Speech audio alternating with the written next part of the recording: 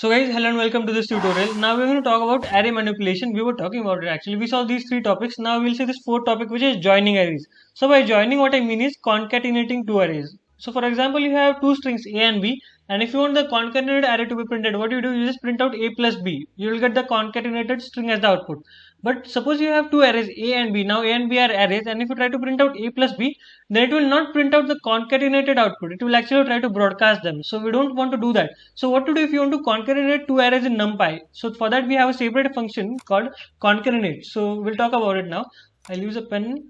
So this is the syntax numpy.concatenate. It has these three parameters, this, and this. So the first parameter is actually a tuple. It is a sequence of arrays. So A1, A2 and so on. So obviously if you are trying to concatenate two arrays, you can concatenate two arrays or more than two arrays at a single time. So it can have n number of arrays in it, and this is a tuple, remember. Then after that, this parameter is axis equals to 0. Then this axis is nothing but the axis along which we want to concatenate two arrays. We will talk about it. And out equals to 1, this is nothing but the destination where we want to store this concatenated output. So suppose this whole is a concatenated array. It gets stored in out equals to, suppose C. Suppose we have a C array, it will get stored in it. We'll talk about it in details. So there are some rules about concatenation in NumPy. You cannot concatenate arrays with different dimensions. This is nothing but obvious. Suppose you have a 1D array and you have a 2D array. Obviously you cannot join them, right? Because suppose this is a 1D array and this is a 2D array. And if you try to join them, obviously you cannot add them, right? Because their dimensions are different. So this is obvious.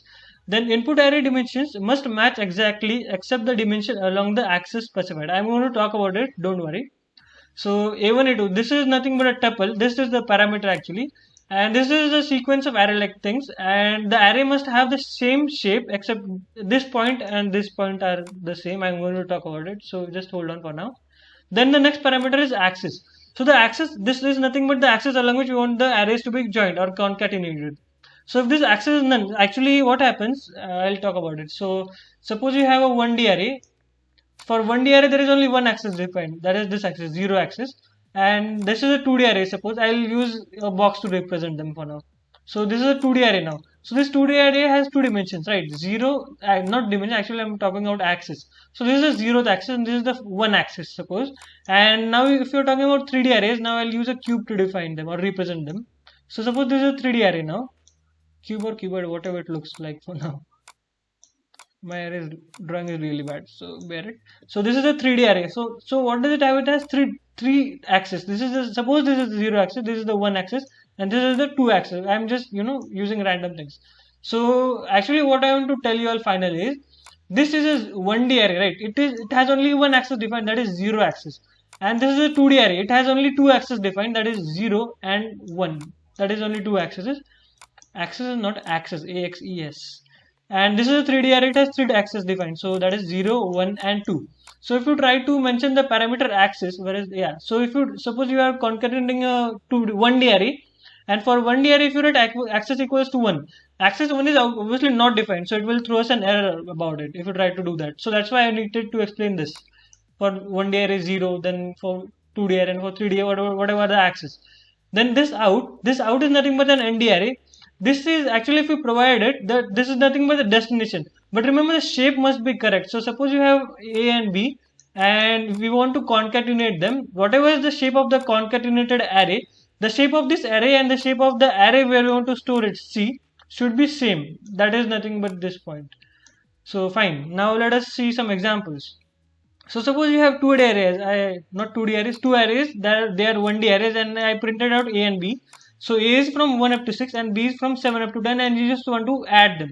So let us do one thing. First of all, let us try to print A plus B as we did for strings. And if you do it, it will throw us an error because they cannot be broadcasted. We don't want to broadcast them, right?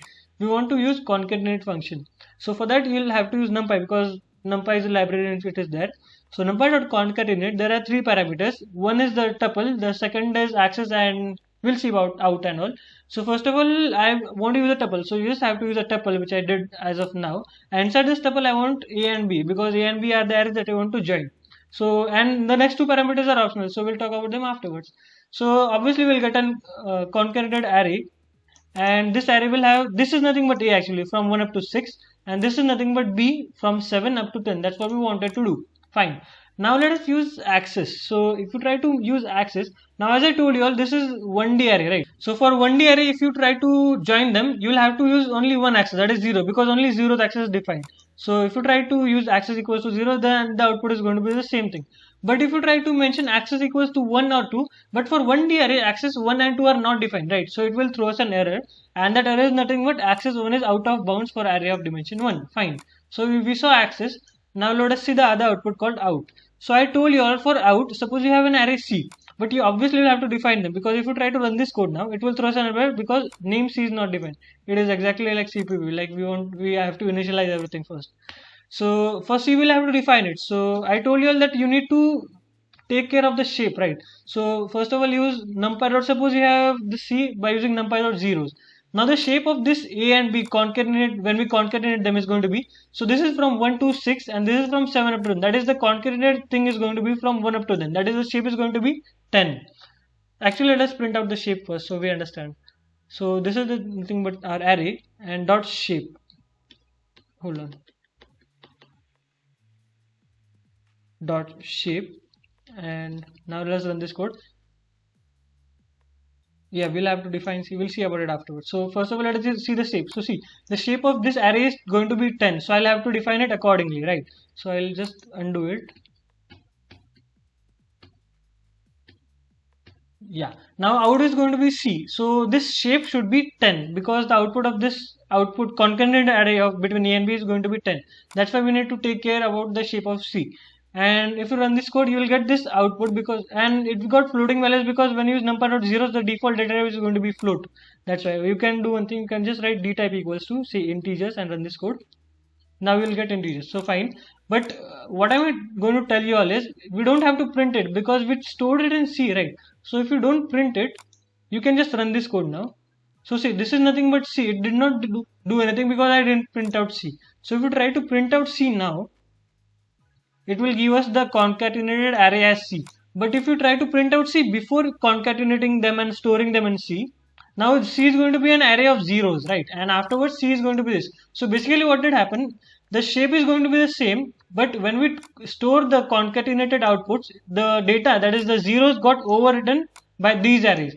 You can do one thing for understanding. You can write C equals to numpy dot once and run this code. So for now C is going to be an array of ones, but when we store another array, the shape is going to be the same, that is, the shape of this array and this array are same, but because they are nothing but C, but the data 1 to 1 and 1, these ones got overridden by the concatenated array, that is A and B, when we joined them. And when I was talking about the shape, you need to take care of the shape, because if you have the shape equal to, say, 15, which is a wrong shape now, because the shape of A and B when we join them is going to be 10. Where if you mention shape of C equals to 15 and you try to store an array of shape 10 into an array of size 15, then it will throw us an error. So if you run this code, first of all, it sees an array of shape 15, but it will throw us an, because output array shape is wrong. So it is nothing but, you just have to take care about it. Now we're going to talk about 2D arrays and 3D arrays in the next tutorial. So I think that's all for this tutorial. You can subscribe to my channel to get updates about more programming related content. Until then, stay tuned and keep learning. Thank you.